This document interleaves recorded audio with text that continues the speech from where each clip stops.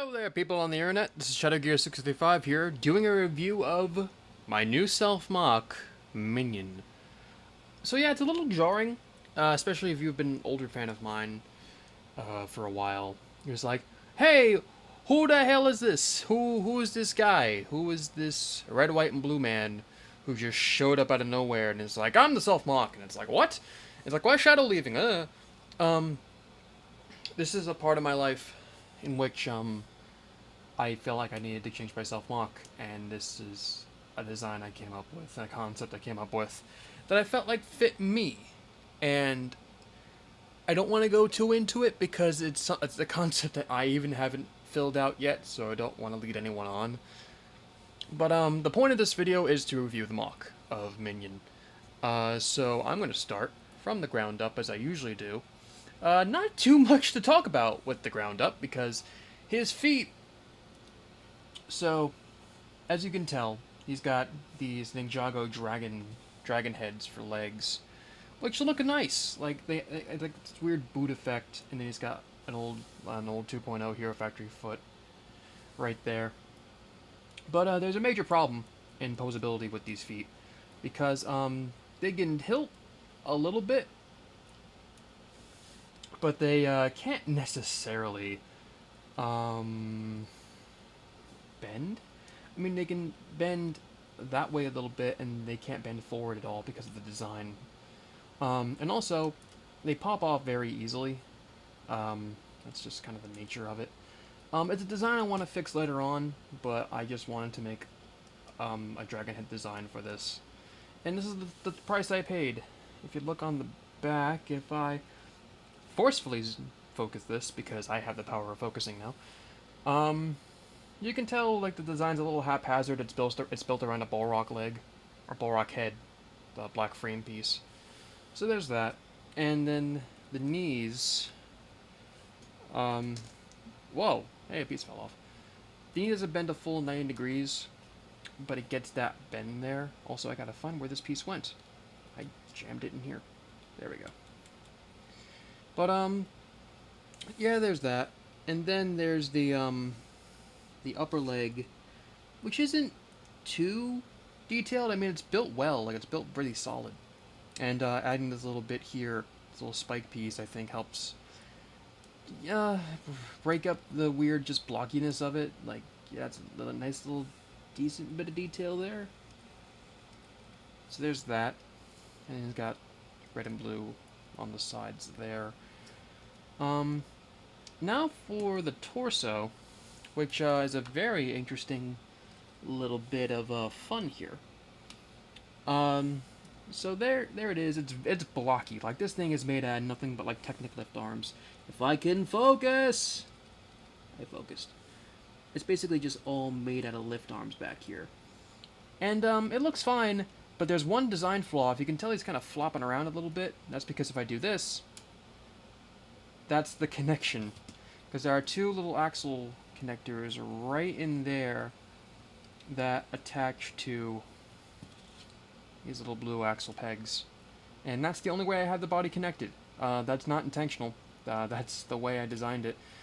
And I wanted to add another bit of connection, like maybe a left arm going up this side of the body, right around here, but then again, that would make it look a lot more blocky than it really is. Well, than it already is. The upper part of the torso is a fist. I've heard people say that this fist makes it look effeminate, because it adds a bit of a bust here. No, I personally don't agree, but if people see it, I guess I can see it. Also, this bit can open. I very well could put something inside of there, but I'm not going to yet. I'm not a matrix of leadership. Get it? But yeah, that can open up, and I can close that back in. There's that. The back is simple, like really simple, but I think that having this Hero Factory shield piece, I guess I can call it a shield piece, and putting a little tube in here to cover up that gap, I think it looks nice. This MOC is really simple. Not in terms of build, but just in terms of looks. It's very simple looking, but I think that's a boon. The arms, the shoulders, are straight up just like here's a Hero Factory arm, and then here's a more of a custom arm. Um, this thing was a pain for me to realize how to build because I wanted to have Arachi head as the shoulder pad, and I need to get the right proportions. Basically, using a lot of plate Lego bricks to connect everything together. And you know what? It works. The issue with this guy is that his arms can't necessarily go out all that much. That's the most he can really do. But they can go all the way around here. So he's kind of his posability is more of akin to like an old school action figure, more so than something really highly posable like a figure art or a Figma figure. So that's kind of a drawback. But yeah, it has that nice, cool, clean look of having a Arachi head in the shoulder, and then the arm is just a basic Hero Factory armor piece with tires covering the gaps, making it look a little bit nicer. And there are his hands. So something I usually always do with my hands, and I never liked this idea, but I just ended up doing it on this one. Typically, this piece here, focus. Typically, this piece here would be, I know it's not focusing, I'm sorry, would be flipped upside down to have the pegs around the studs from here connect into the hand connector. I decided to flip it around, and so now the fingers are loose like this, but now I'm going to have a flat tile here for the top of the hand, which it works. If there's one major thing I want to change with this guy is change his fingers to white as opposed to black. That's a Bricklink order I'm not waiting on, but I'm waiting to make the order whenever I get around to it. And the head. It's very interesting because it's a mask that no one typically uses. So the reason I wanted to use a mask as opposed to making a custom head was solely because in case people wanted to make this thing, which I know is such a bizarre concept, people could much easily make the head.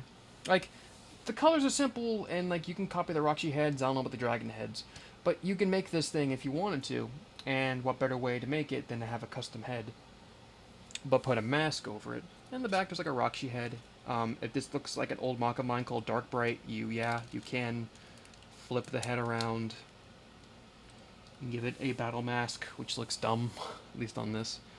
So, yeah, he has got a white Nuvagali head. Another reason why people say this thing looks feminine. I'll disagree because this mask has never looked all that feminine to me. In the movie Mask of Light, yes, but in here, no. So the major problem with this guy, there are some problems with him, obviously, as I mentioned before, but the biggest problem are his eyes. I don't know if I can zoom in and show that close enough, but inside of his eyes, they're purple. There are purple flat tiles in there. But the issue is that I couldn't find a way to really connect them. So it's kind of just like this floating piece inside the head, and then I just gently put that in there, and then put the mask over it. Again, that's probably another thing I'm going to fix in the future with later versions of this guy. But and it works. Like he's got like this vertical snake-like eyes that give off the look. They're hard to see because they're so deep and set into the mask. It's kind of hard to pull that out there. But sometimes they get crooked in his eyes. It makes him look like he's looking one way or another, and that kind of looks cool, I guess. I don't know. But overall, yeah, that is Minion. New soft mock. This is a very rough version. Like, I like the way this one looks, but I'm definitely going to be upgrading him in the future. Can't tell you when, because it's going to be when I feel like it, I guess. So, anyway, guys, this is ShadowGear635, and I'll see you folks another time.